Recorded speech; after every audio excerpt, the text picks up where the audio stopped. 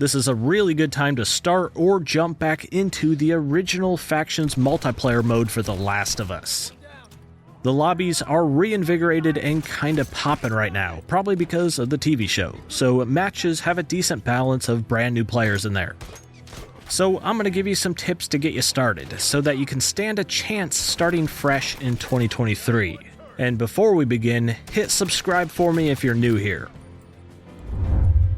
First, you're going to need a PS4 or PS5, and The Last of Us Remastered, the one with the red PlayStation Hits banner above it. That gets you access into the original Factions multiplayer. Should cost about $20, or you might have it for free from PlayStation Plus. If you're playing this on a PlayStation 5, I recommend setting the game to the resolution mode, which gives you a slightly more crisp image and it can easily maintain 60 FPS.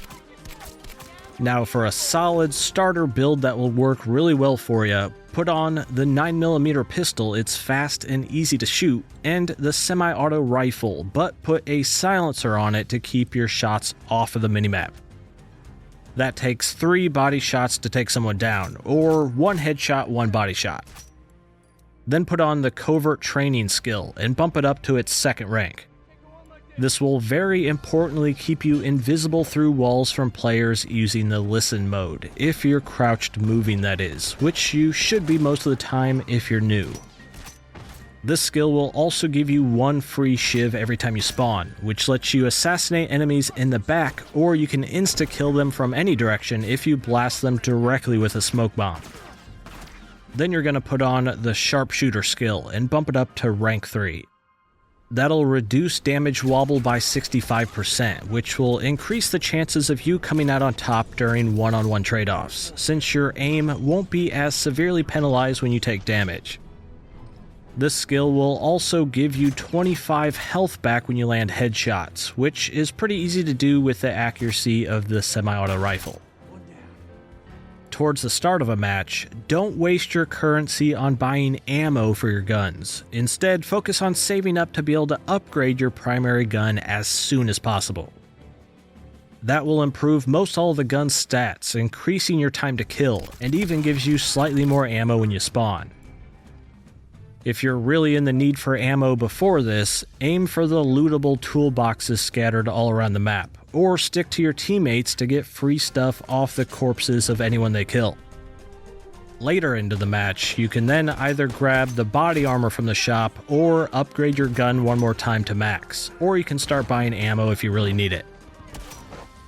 If you're aimlessly sprinting around in this game, running and gunning, you'll get toasted over and over and over, since your location will be blasted all over the enemy's minimap. Instead, always travel with at least 1 teammate, and keep your pace to the default walk or crouched walk so that you can land some kills by getting the jump on people. The craftable bombs will also be very useful when you're just starting out.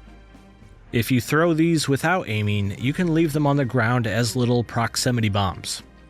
Use these to cover your flank so that less people can just run up right on you before you're aware. You can even drop these on slopes, which will create a cute little tumbling explosive. Those placed explosives can be seen by other players though, if they're using their listen mode. As long as this meter next to your health bar is above the halfway point, listen mode on R1 can be used to see those bombs through walls, and some enemies as well. Use listen mode from time to time, and it might just save you.